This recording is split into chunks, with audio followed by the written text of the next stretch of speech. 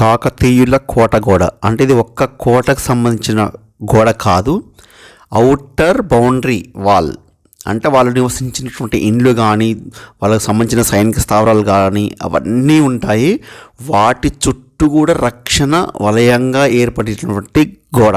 దాదాపుగా చుట్టూ తిరగడానికి 5 కిలోమీటర్లు ఉంటుంది. యునెస్కో సహాయంతో అభివృద్ధి పనులు కొనసాగిస్తున్నారు.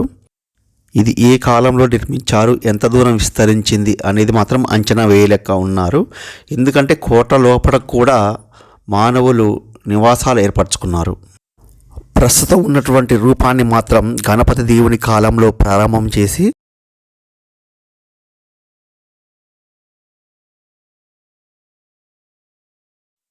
దీనికి సంబంధించిన మరికొన్ని ఆసక్తికరమైన విషయాలు కాసేపట్లో చెప్తాను. ఈలోపు కోట గోడను చూస్తూ ఉండండి. కొద్ది దూరం వరకు అయితే చెట్లు కప్పివేశాయి, కోట కూడా కనిపించదు. కానీ ఈ చెట్లు దాటిన తర్వాత మాత్రం మనకు చక్కగా కనిపిస్తుంది. మధ్య మధ్యలో మనకు కొన్ని గుళ్ళు కూడా కనిపిస్తాయి. ఇది ఒక ప్రత్యేకమైనటువంటి గుడి. దేశవ్యాప్తంగా ఎవరెవరో తాంత్రికులు ఇక్కడికి వచ్చి తాంత్రిక పూజలు కూడా చేసి వెళ్తారట. ఒకప్పుడైతే ఇది మొత్తం భూమిలో కూరుకుని పోయి ఉండే గుడి. ఈ మధ్య కాలంలోనే అభివృద్ధి పనులు చేపట్టడం వల్ల మనకు గుడి స్పష్టంగా కనిపిస్తుంది. ఈ చెట్ల పక్కనే మొత్తం కూడా కోట కూడా, ఈ కోట కూడా పక్కనే రోడ్డు వేశారు. కాకపోతే ఆ చెట్ల వల్ల మనకు సరిగ్గా కనిపించట్లేదు. ఇంకొంచెం ముందుకు వెళ్ళామంటే స్పష్టంగా కనిపిస్తుంది. ఇప్పుడైతే మనం కొంచెం వరకైతే చూడవచ్చు.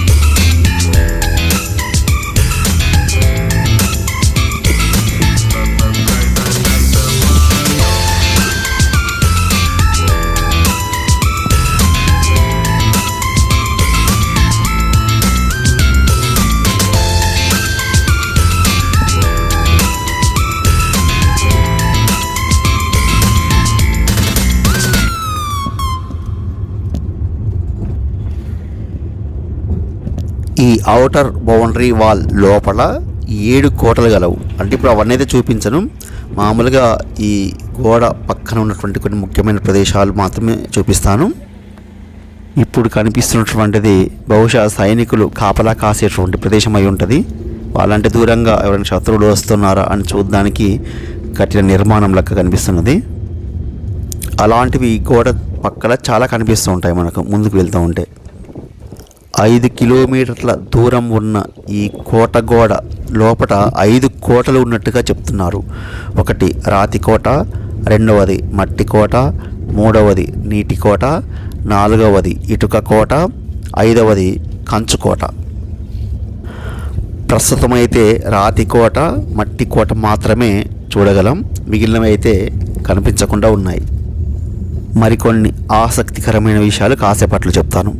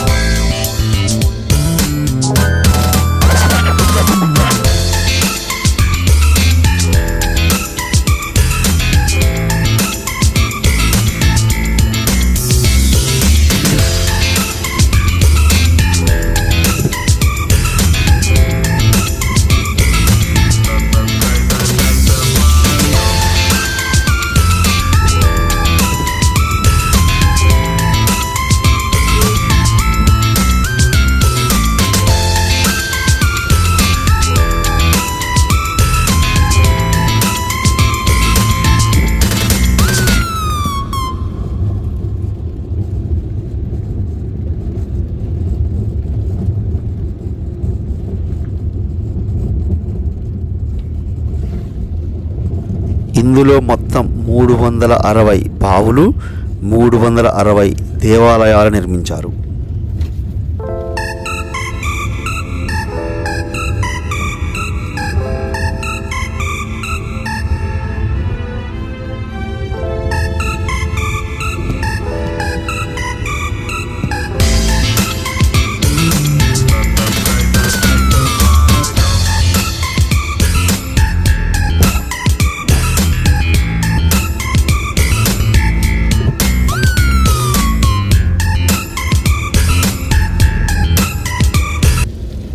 ఈ కోటగోడ మధ్యలో ఉన్నటువంటి కొన్ని దర్శించదగిన ముఖ్యమైనటువంటి ప్రదేశాలు: స్వయంభు దేవాలయం, కుష్మహల్, ఏకశిలాకొండ, అక్క చెల్లెళ్ళ బావి, కోడి పంజాల బావి, శృంగార బావి. శృంగార బావిలోనే రాణి రుద్రమదేవి స్నానం చేసినట్లుగా చెప్తారు.